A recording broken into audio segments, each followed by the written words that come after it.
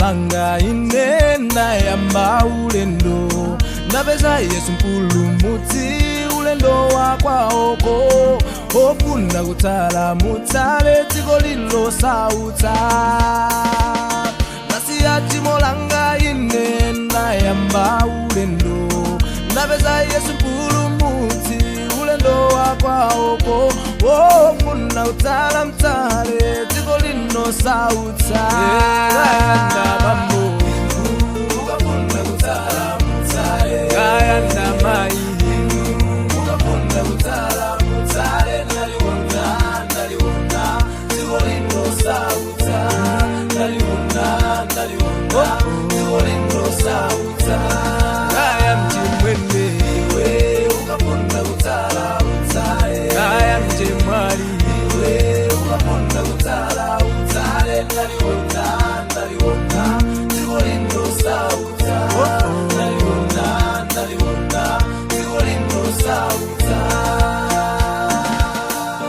Moni mwambuye wathu Yesu Khristu nditsiku linanso lopambana limene Mulungu atipatsa kuti tikhale pamodzi ndi kugawana mawu ake. Ndikulandireni utsiku lachiwiri la msonkhano wathu mu msonkhano umene tikukhala nawo pano pa TV. Zikomo kwambiri potenga nthawi yanu kuti muli pamenepo kuti leronso tigawane chimene Mulungu wakumwamba watikonzetsera. Dzulo tinali nalo phunziro lopambana limene timafotokoza kunena kuti ndithu zachidziwikire kuti kunja kuno kuli Mulungu, ndipo Mulungu ameneyu tinayenera kumpatsa ulemu, kumulemekeza monga Mulungu. Lero tinalonso phunziro lina la mtengo wapatali limene tikunena kuti mwayi wa chipulumutso waperekedwa. Mwayi wa chipulumutso waperekedwa. Tseke maso tipemphere. Oyera ndolemekezeka ndinu Yehova, zikomo kamba ka chikondi chanu ndi chifundo chanu potibweretsanso pamodzi nthawi ino. Yakwana nthawi imene tifuna tigawane mawu anu, khala nafe ndikutsogolera mu phunziro ili limene tifuna kukambirana za mwayi wa chipulumutso umene mwauperekanso ku dziko lapansi. Khala nafe ndikutsogolera kuti zonse zimene taziphunzire tizitenge ndikuzisunga ndikuzigwiritsa ntchito ndikuti zikabale zipatso miyoyo yathu. Mu dzina ndi mphamvu ya Khristu Yesu tapemphera, amen. Mwayi wa chipulumutso waperekedwa. Mwayi wa chipulumutso waperekedwa. Muphunziro lero tikhala tikukambirana za nkhani ya chipulumutso, kuti kodi chinachitika ndi chani kuti dziko litalengedwa bwinobwino, zonse zili bwinobwino, tidzifika ku nkhani tsopano yomakamba za chipulumutso, kuti munthu akufunika kupulumuka, munthu akuyenera kupulumuka. Ndifaya chani kuti chinachitika ndi chani kuti tidzifika pomakamba kuti ena adzapulumuka, ena sadzapulumuka, ena adzapita kumwamba, ena sadzapita, ena adzapita ku moyo wosatha, ena adzapita ku gehena. Ndi chifukwa chani? Chinachitika ndi chani kuti tifike pa stage imeneyi? Ichi ndi chimene tikhale tikugawana kuphunziro lathuli. Genesis 2:7 mpaka 8 akunena kuti ndipo Yehova Mulungu anaumba munthu ndi dothi lapansi nauzira mpweya wamoyo mphuno mwace, munthu uyo nakhala wamoyo. Ndipo Yehova Mulungu anadzala munda ku Edeni chakummawa momwemo, ndipo adayika munthu adamuumbayo. Ndipo Yehova Mulungu anatenga munthuyo namuyika iye m'munda wa Edeni kuti awulime nawuyang'anire. Ndipo Yehova Mulungu anamuwuza munthuyo nati, mitengo yonse ya m'mundamu udyeko, koma mtengo wakudziwitsa zabwino ndi zoyipa usadye umenewo, chifukwa tsiku lomwe udzadya umenewo udzafa ndithu. Tawerenga Genesis chapter 2:7 mpaka 8, ikena kutawerenga Genesis chapter 2 from verse 15 mpaka 17, pamene akufotokoza za nthawi imene Mulungu wakumwamba ankamulenga munthu, kuti Mulungu anamulenga munthu adatha kulenga zinthu zonse. Kenako Mulungu analenga munda wa Edeni, munda wake, munda wa Mulungu. Ndiye anatenga munthu amene anamulenga namuyika munda wa Edeni. Ndiye munda wa Edeni mupakati pa mundapo panali mtengo umene zipatso zake akadya akanadziwa zabwino ndi zoyipa, koma chotsatira china kanakhala kuti munthu akanafa.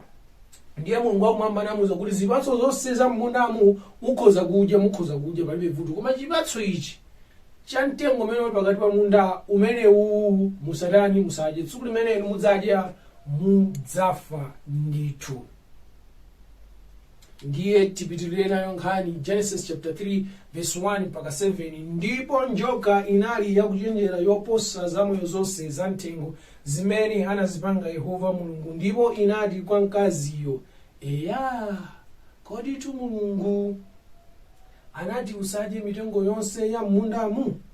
Mkaziyo ndipo anati kwa njoka, zipatso za mitengo ya mundamu tidye, koma zipatso za mtengo umene uli mkati mwa munda Mulungu anati musadye umenewo, musakhudze umenewo, mungadzafe. Njokayo ndipo inati kwa mkaziyo, kufa simudzafa, chifukwa adziwa Mulungu kuti tsiku limene mudzadya umenewo adzatseguka maso anu, ndipo mudzakhala ngati Mulungu, wakudziwa zabwino ndi zoyipa.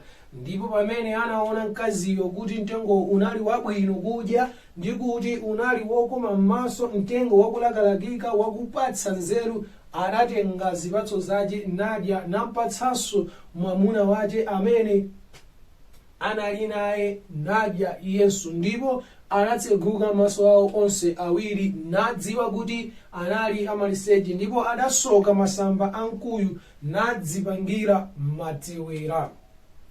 Apa tikumva kuti tsopano Mulungu wakumwamba adauza anthu amene kuti zipatso za mtengo pakati pa munda asadye. Pakupita kwa nthawi, tsiku lina lake chinjoka kapena kuti Satana njerekeza amene anali mu chinjoka chimene anayamba kuyankhula ndi mkazi amene mkazi wa Adamu, Eve, namuza kuti kodi Mulungu anati musadye zipatso za mundamu? Munjira ina amangofuna kuyamba kukambirana kapena kuti kucheza ndi mkazi amene. Ndiye mkazi amene akuti ayi nkhani simene, komano Mulungu anati zonse tikhoza kudya koma kupatula cha chipatso cha mtengo wapakatiwe, ati tikadzadya umene tidzafa, ngakhale kukhudza Satani tisakhudze. Ndiye Satana akuti ayi nkhani sikuti kwenikweni ndimeneyoyo, nkhani sikuti ndiyoopsa choncho ngati mmene mmaganiziramu, ngati mmene Mulungu amafotokozera.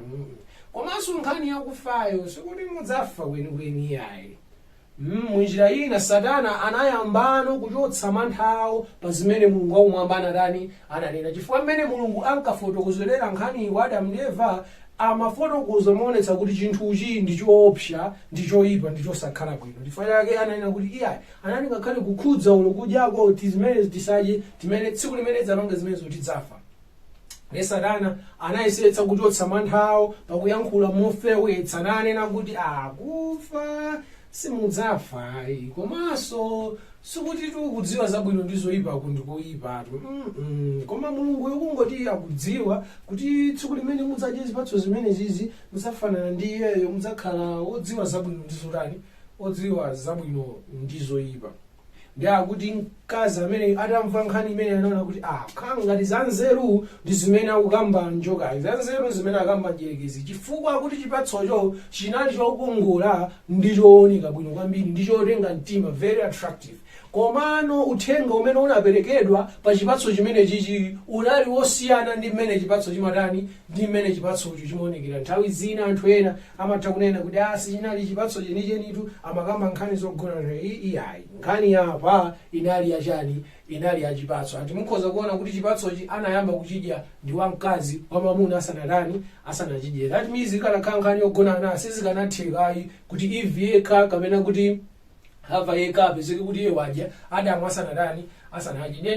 Ndi chipatso chenicheni, mtengo weniweni umene unali pakati pa munda, chinali chipatso chenicheni, osati zinthu zina zimene amayankhula anthu. Ndiye kenako mkazi anaona kuti chipatsochi chikuonekadi kuti ndi chabwino, zikuoneka kuti uthenga wabwino wogwirizana ndi chipatsochi ndi umene akuyankhula Satana njerekezi. Chifukwa kuti mtengo ukawuyang'ana, chipatsozo mukaziyang'ana zinali zokongola ndi zopatsa mudyo, zotenga mtima kuti koma utangochiluma chipatso chimenechi, koma utangodya chanena kukoma ndithu chipatso chimenechi. Koma kenako amakumbukira kuti komanda anati tidzafa, komanda anati sizidzatha bwino, kenako komati koma Ambuye. Tsiku ili Satana njerekezi atalalikira, adaphunzitsa utumiki wake, anaona kuti yogwira nditiyo ndi imene Satana njerekezi ananena. Komatu abale anga, Mulungu wakumwamba akayankhula, wayankhula chimene ife tinanena kuchita ndi kukhulupirira ndi kudani ndi kumvera. Nthawi zina zimene Mulungu amayankhula, zimene Mulungu amanena zimatha kukhala zosemphana ndi mmene ife tikuzitani tikuzionera. Mawu a Mulungu akunena kuti ilipo njira yooneka ngati yabwino, yooneka ngati yokoma ndithu, koma kumapeto kwake ndi chani? Ndi imfa. Ndithu ndizoona. Mulungu akanena kuti ichi ayi, ngakhale chioneke ngati chokoma, ngakhale chioneke ngati chabwino, ifeyo tikhulupirire Mulungu wakumwamba ndi kutsatira zimene Mulungu wakumwamba akutani akunena. Mulungu akati tichite chakuti, ngakhale chioneke ngati choyipa, chioneke ngati chopweteka, ifeyo kwathu tikunali kuyenera kumkhulupirira Mulungu ndi kuchita zimene Mulungu wakumwamba akutani akunena. Atauzidwa anthu awiri aonena kuti mukhoza kudya kufa simudzafa, Satana anaphweketsa zija ananena Mulungu zija. Anthuwa anapezeka kuti anatani anadya chipatso chija. Ndithu akuchita kuchayirira kuti apa pano ndiye tikhala anzeru tifanana ndi Mulungu wakumwamba, apa pano tikhala ozindikira ngati Mulungu wakumwamba. Sindikudziwa kuti maganizo awo anayenda bwanji, kuganiza kwawo amaganiza bwanji, kuti ngati Mulungu wakumwamba samafuna kuti tifanane naye, ndipo kufanana naye kukwagona pakudya chipatsochi, ndithu sanakangotisiyira chipatsochi munda muno iyayi, koma ndithu anakhulupirira maganizo opanda pake amene Satana anjerekezana atani anauza. Atachita ichi chipatsochi anadya, atadya anazindikirano kuti ali achani, ali amaliseche, nachola masamba mkuwa naphimba chani, naphimba umaliseche wawo. Genesis chapter 3 verse 17 mpaka 19 akuti inali nthawi tsopano atadya chipatso chija atazindikira kuti ali maliseche. Madzulo ake Mulungu poti amabwera kudzayendera, amabwera kudzacheza nawo, anapeza kuti pamene amakonda kumana nthawi zambiri palibepo. Kuyang'ana kunduku kusakwaona, kena kwanamba kuitana Adamu uli kuti, kena kwanavomera nena kuti ndinabisala ndilo amaliseche, kena kwamfuza kuti mwadye chipatso chija, kena kwakuti mkazi munandipatsayo ndi amene wandipangitsa. Mkazi na Yesu akuti ndani wandipangitsa? Ndi njoka, ndi amene anandipusitsa kuti ndidye chimene. Ndiye tsopano Mulungu wakumwamba akupereka zotsatira, tsopano akupereka judgment pa zinthu zimene munthu wapanga pakusamumvera, pakudya chipatso chimene anauzidwa kuti asadani asadye. Genesis 3 verse 17 mpaka 19 akuti kwa Adamu ndipo anati, chifukwa kuti wamvera mawu a mkazi wako nudya za mtengo umene ndinakuuza iwe kuti usadyeko, nthaka ikhale yotembereredwa. Izino zikubwerano zotsatira za kusamvera Mulungu wakumwamba, kuti Mulungu wakumwamba poti munthu sanamvere anatemberera nthaka kumene munthu adzigwirako ntchito kupeza chani chakudya chake. Nthaka ikhale yotembereredwa, kena kwakupiriza kuti ndithu udzagwira ntchito mu nthaka imene yotembereredwayi, udzalimbana nayo kuti upezemo chakudya, ndipo muthukuta lako udzapezamo chakudya chako, kufikira kuti udzabwerera ku nthaka, chifukwa kuti mmenemo unatengedwa, chifukwa kuti ndiwe fumbi ndi kufumbiko udzabwerera.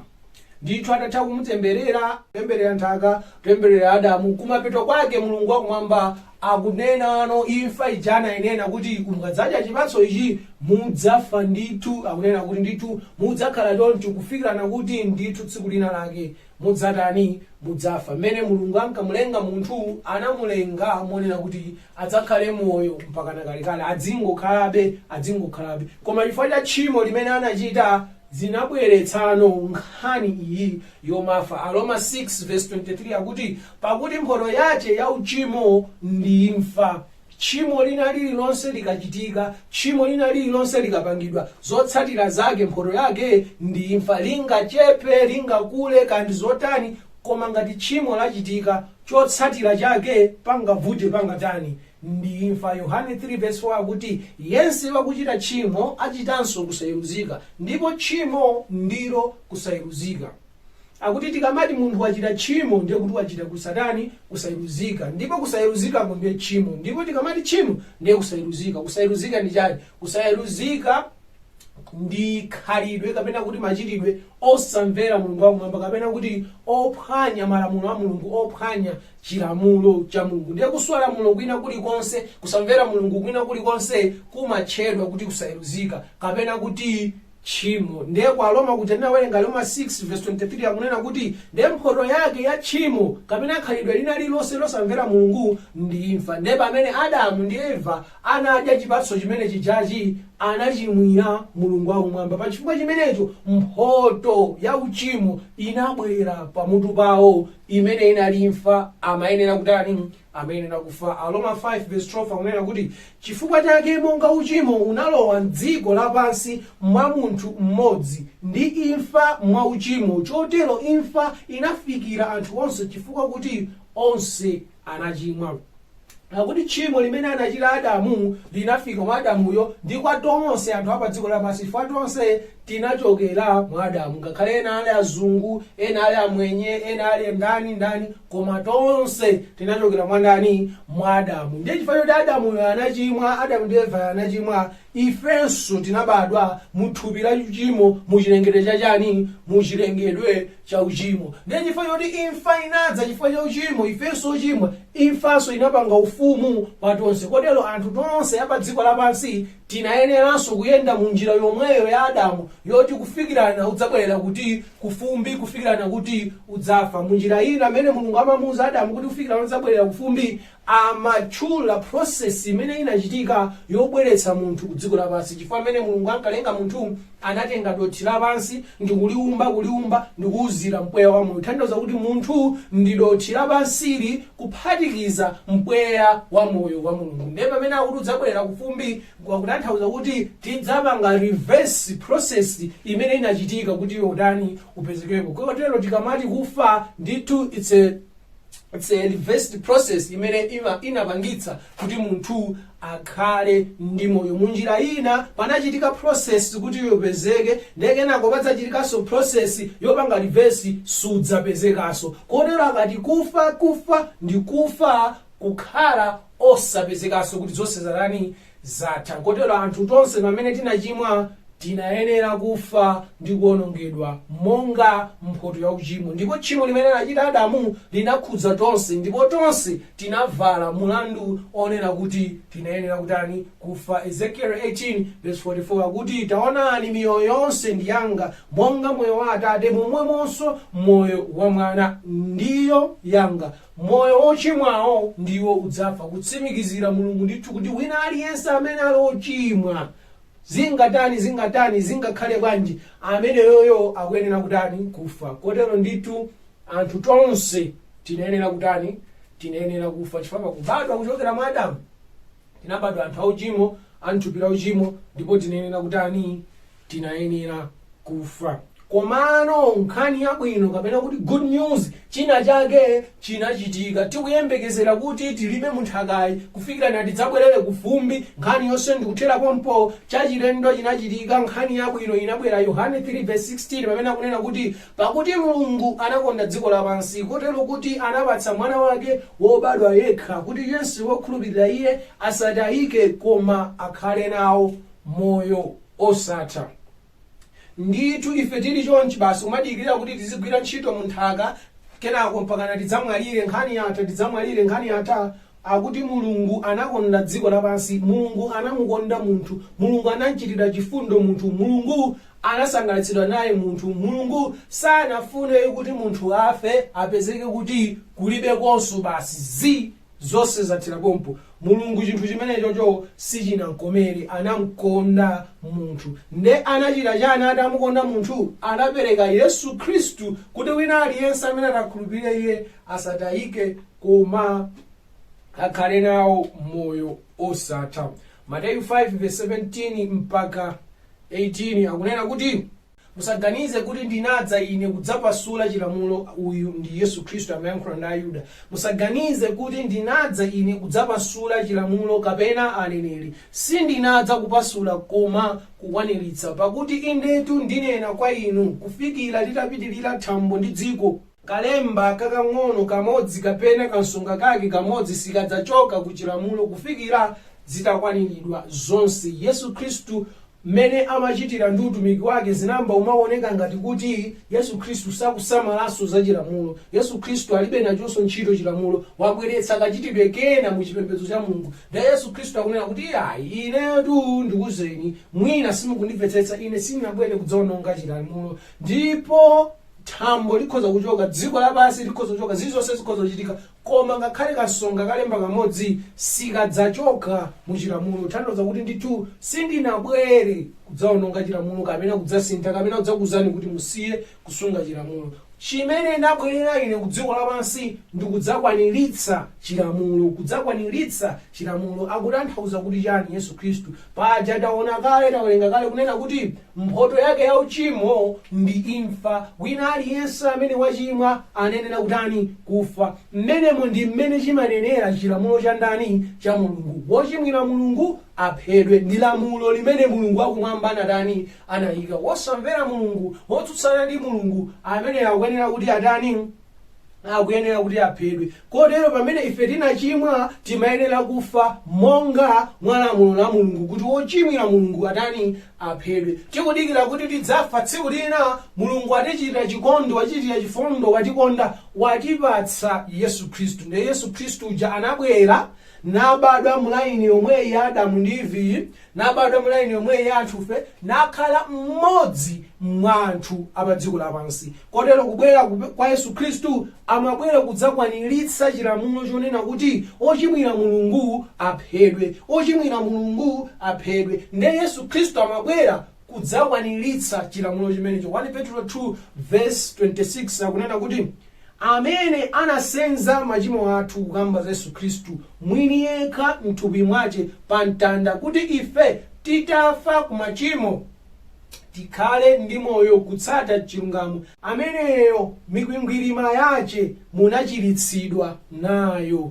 Akunena kuti Yesu Khristu anasenza machimo athu, anasenza imfa yathu, anasenza chilango chathu, ndipo ndi mikwingwirima yake tinachiritsidwa. Anatichiritsa, anatimasula ku chilango chija chimene tinayenera kuti tilandire, chilango cha imfa chimene timayenera kuti titani? Tilandire. Yesaya 53 verse 5 akunena kuti koma iye analasidwa chifukwa cha zolakwa zathu, natunduzidwa chifukwa cha mphulupulu zathu. Chilango chochitengera ife mtendere chinamgwera iye, ndipo ndi mikwingwirima yace ife tachiritsidwa. Ndithu kubwera kwa Yesu Khristu kunali kudzatipulumutsa ife. Kubwera kwa Yesu Khristu kunali kudzatiwombola ife. Kubwera kwa Yesu Khristu kunali kudzatilipilira ngongole. Kubwera kwa Yesu Khristu kunali kudzatigula ife kutichotsa kuimfa, pakufa iyeyo m'malo mwa ifeyo. Ndithu kubwera kwa Yesu Khristu anabwera kudzafa m'malo mwathu, kudzakwaniritsa chilamulo chonena kuti ochimwira Mulungu nayenso atani?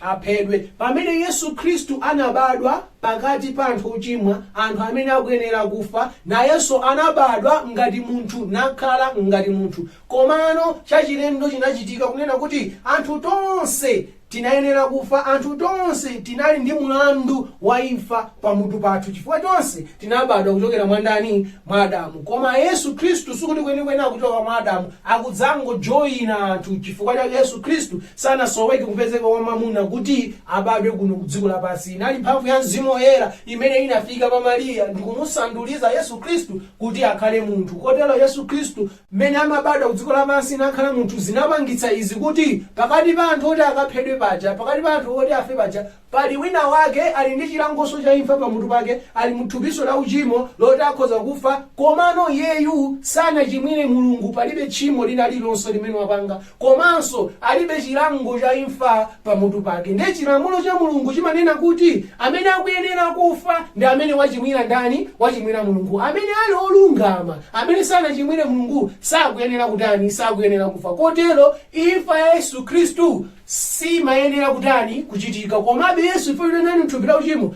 anamwalira. Kotero chilamulo chimafunika chionetsere kuti olungama wafayu, wamwalirayu, kwenikweni tchimo lake anachita ndi chani. Chifukwa chilamulo chikuti amene akuyenera kufa ndotani? Ndochimwa. Koma uyoyo wamwalira sanachite tchimo lina lililonse. Pamene pano, pamene ifeyono tinapezerapo mwayi wopulumuka, chifukwa pa imfa Yesu Khristu yonena kuti amene anenera kufa ndochimwa yekha. Koma mwakufa bwanji munthu olungama pakusakasaka uchimo wa imfa Yesu Khristu anakatengano mauchimo anthu tonse apa dziko lapansi ndikuapachika pa Yesu Khristu. Kotero kuti imfa Yesu Khristu anafadi malo mwa ife, anatiwombola kuti chotsera chilango chija cha imfa, kukwaniritsa chilamulo chija chonena kuti ochimwira Mulungu akuyenera kuti atani? Aphedwe. ndithu kumwamba kunayika lamulo lonena kuti akachimwa munthu, akachimwa angelo, kazi kakhala bwanji, amene atani aphedwe. Munthu atachimwa amenera kuti atani aphedwe, amenera kuti afe. Ndipo atachimwa munda wa Edeni muja, imfa inabwera nipanga ulamuliro pa iyeyo chifukwa chani? Chifukwa cha tchimo. Ichi ndi chifukwa chake mukawerenga kupitirira nayo nkhani ya Genesis chapter 3, Mulungu anakhala khanso kumwamba nanena kuti onani tsopano munthu wafanana ndife, wodziwa chabwino ndi choyipa, komano asatambasulenso mkono wake ndi kudya chipatso cha mtengo wamoyo, chifukwa munda muja munali mtengo wodziwitsa zabwino ndi zoyipa, komanso mtengo wa zipatso zamoyo zimene akadya amakhalabe ndi moyo. Ndi ali olungama amaloledwa kukadya zipatso za mtengo wamoyo. Komano atachimwa, Mulungu akumwamba anena kuti asakadyenso chipatso chija, chifukwa akakadya chipatso chija cha mtengo wamoyo akhala ndi moyo mpaka kalekale, koma ali muthupi lotani? Muthupi lochimwa. Ndiye Mulungu chimenecho sanachifune, chifukwa chake anathamangitsa Adamu ndi Eva m'munda wa chani? M'munda wa Edeni, kuti asakadye chipatso cha mtengo wamoyo ndi kukhala ndi moyo mpaka kalekale. Anakadya chipatso cha mtengo wamoyo ndikuti akhale ndi moyo mpaka kalekale, chinangachitika chichani? Ndiye kuti mwayi oti apulumutsidwe, abadwenso matsopano, alengedwenso, asinthidwenso, komanso ayanjanenso ndi Mulungu panakakhala palibe. Ndiye kuti anthufe tikanangokhala anthu ochimwa, oyipa, onyasa, koma okhala moyo mpaka na chani? Mpaka na muyaya. Munjira ina mwayi wa chipulumutso pakanakhala kuti akadyaso chipatso cha mtengo wa moyo sukanatheka. Olo Yesu anakati wabadwa watijoyina, anakangotijoyina ndi kungopitirira makhala ndi chani? Ndi moyo. Koma kuti chipulumutso chitheke, munthu akhale munjira yomweyo yotani? Yokufa. Kuti Yesu Khristu akadzamujoyina adzakhalenso nayenso oti akhoza kutani? Akhoza kufa. Kuti mulandu umene munthu waupanga woti ochimwira Mulungu aphedwe, adzafe Yesu Khristu m'malo mwa iyeyo. Kotero kupezeka kwa Yesu Khristu pakati pathu kunapangitsa munthu wopanda imfa pamutu pake akatani? Akafe. Zinthu zimene zili zosiyana ndi chilamulo cha Mulungu, chifukwa chilamulo chimati yekhala amene wachimwira Mulungu ndi amene akuyenera kufa. Koma anafa munthu wolungama osachimwira Mulungu. Chilamulo chimene chionetse kuti uchimo wake ndiuti pamene munthu wafera. Ndi pamene panatengedwa uchimo wa inu ndi ine kuyikidwa pa Yesu Khristu, ife ndi kumasulidwa. Kotero tikamati Yesu Khristu ndi mpulumutsi, ndi mpulumutsi ndithu anatipulumutsa kuimfa imene timayenera kufa. Tikamati Yesu Khristu ndi mombolo, ndi mombolo ndithu anatiwombola ifeyo kuimfa imeneyi. Akamati anatigula ndi mwazi wake, anatiguladi ndithu timayenera tikafe zonse nkuthera pompo, koma anapereka moyo wake, anapereka mwazi wake kutigula kukwaniritsa chiti chimenecho. Kotero chilamulo cha Mulungu chonena kuti wochimwira Mulungu afe chinakwaniritsidwadi muimfa Yesu Khristu. Mfaka Yesu Khristu akunena kuti komatu mukamandiganizira kuti ineyo ndinabwera kudzaononga chilamulo, mukungondilakwira, chifukwa ndikanakhala kuti ndili ndi ganizo lowononga chilamulo ndikanangolionongera ndili kumwamba konko osavutikanso kubwera kuno. Chifukwa Mulungu anakatha kungosintha maganizo kuti basi tasintha, ochimwira Mulungu sadzifanso. Koma Mulungu anasankha ngakhala anamkonda munthu kuti iye ayi chilamulo chathu tichilemekeza, kuli bwino ngati munthu namkonda tufuna akhalepobe chilamulochi tichitani? Tichikwaniritse. Kotero kusiya umulungu konse kwa Yesu Khristu, kudzichepetsa konse nakhala munthu, chinali cholinga chodzakwaniritsa chani? Chilamulo ndithu. Ndiye chilamulo chinakwaniritsidwa, wochimwira Mulungu akuyenera kuti afe. Yesu Khristu anafa m'malo mwa ife. Ife tapezanso mwayi wachani?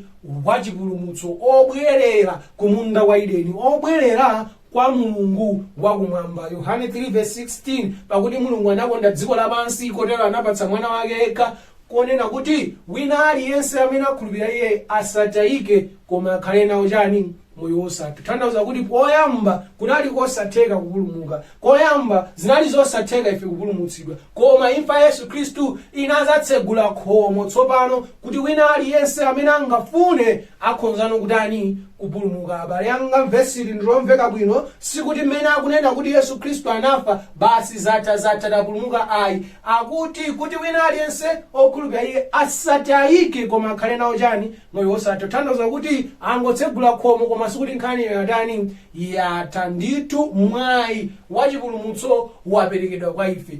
imfa itaina ali pamutu ya vathu ija yachotsedwa. Komano mwayi utatha kuperekedwa ngati sitichita nawo bwino, ngati sitisamala, imfa inanenedwa munda wa Edeni ija tidzayiona ndithu, tidzafa ndithu, sitidzapezekanso mu chilengedwe cha Mulungu. 2 Petro 2 verse 4 mpaka 6 kena kunaina kuti pakuti ngati Mulungu sanalekerera angelo adachimwawo, koma anawaponya ku ndende nawayika ku maenje andima asungike akaweruzidwe, ndipo sanalekerera dziko lapansi lakale, koma anasunga Nowa mlaliki wa chilungamo ndi anzake asanu ndi awiri pakulitengera dziko la osapembedza chigumula, ndipo pakuyisandutsa makala midzi ya Sodomu ndi Gomora anayitsutsa poyigwetsa, atayika chitsanzo cha kwa iwo akukhala osapembedza. Verse 9, Ambuye adziwa kupulumutsa